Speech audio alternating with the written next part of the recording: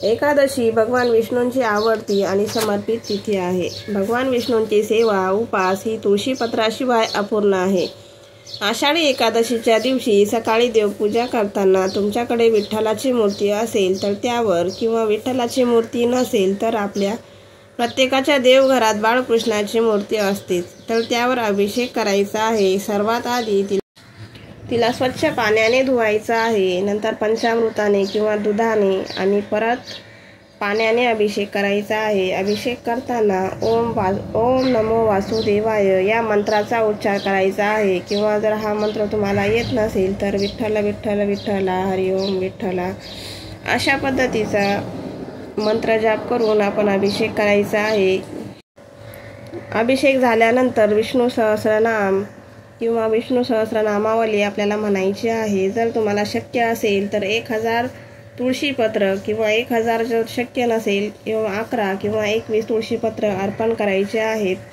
आणि जर तुमच्याकडे हेही नसतील तर 1 तुळशीपत्र किंवा त्याला मंजुळा लागलेली असते बघा, मंजुळांसहित असेल तर ते तुळशीपत्र आपल्या उजव्या हातामध्ये धरायचं आहे, किंवा हातामध्ये पकडणं तुम्हाला जमत नसेल जास्त वेळ तर एका तामणात ठेवायचं आणि त्यावर आपला उजवा हात ठेवायचा आणि विष्णू सहस्रनामावली म्हणायची आहे किंवा विष्णू सहस्रनाम म्हणायचं आहे। आणि त्यानंतर ते भगवान विष्णूंना किंवा बाळकृष्णाच्या चरणी किंवा आपल्या विठ्ठलाच्या चरणी ते अर्पण करायचं आहे।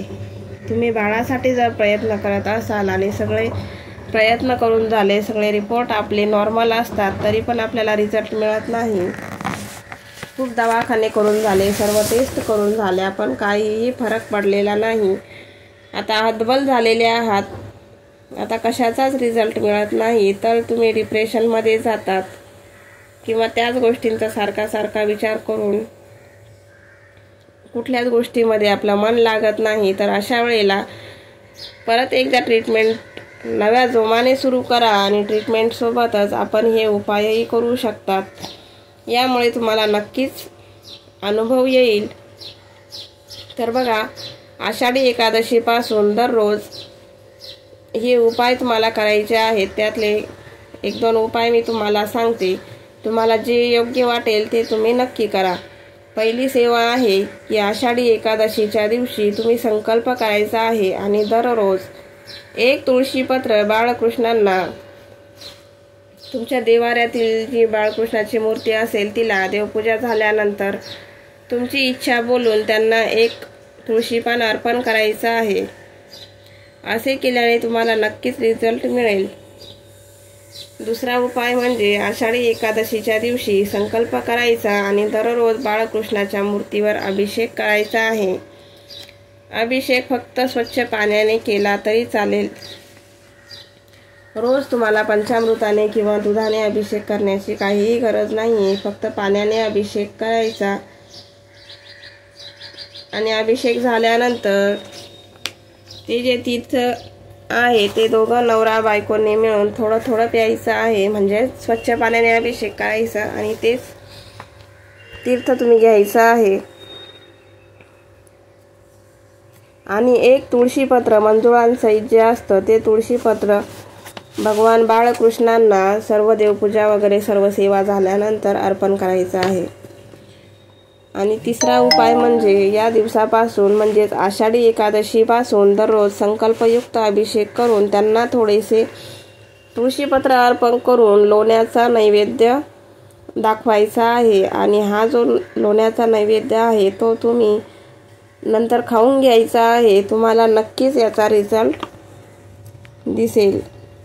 जर तुम्ही बाळासाठी प्रयत्न करत असाल तर हॉस्पिटल किंवा ट्रीटमेंटसोबतच हे आपल्याला घरगुती उपाय आणि या सेवा आपण करायच्या आहेत, त्यामुळे नक्कीच तुम्हाला फरक दिसेल। घरामध्ये सकाळ संध्याकाळ देवासमोर आणि तुळशीसमोर तुपाचा दिवा आपल्याला प्रज्वलित करायचा आहे आणि अगरबत्ती धूप यांचा सकाळ संध्याकाळ धूर करायचा आहे। त्यामुळे घरातली नकारात्मक ऊर्जा जी आहे ती निघून जाईल आणि घरामध्ये पॉझिटिव्ह वातावरण निर्माण होईल आणि या गोष्टींचा तुमच्या आयुष्यात तुम्हाला नक्कीच अनुभव येईल। एकदा नक्की करून बघा। आषाढी एकादशीच्या तुम्हाला आणि तुमच्या परिवाराला माझ्याकडून खूप खूप शुभेच्छा. अशाच पद्धतीने आपल्याकडून जेवढी सेवा होईल तेवढी करण्याचा नक्की प्रयत्न करा. भगवान विष्णू किंवा आपले विठ्ठल आपल्याला कोणत्याही गोष्टींची कमी भासू देणार नाही. देव कुठलेही पैसे वगैरे मागत नाही, तर देव आपल्याकडून सेवा मागत असतो. सेवा हीच खरी भक्ती असते. आपल्याकडून जितकी जमेल तितकी सेवा नक्की करा आणि एकादशीचा उपवास, पूजा मांडणी वगैरे सर्व गोष्टी व्यवस्थित करा. याचा नक्कीच तुम्हाला तुमच्या आयुष्यात अनुभव येईल. आजचा व्हिडिओ जर तुम्हाला आवडला असेल तर व्हिडिओला लाईक आणि चॅनलला सबस्क्राईब नक्की करा. धन्यवाद.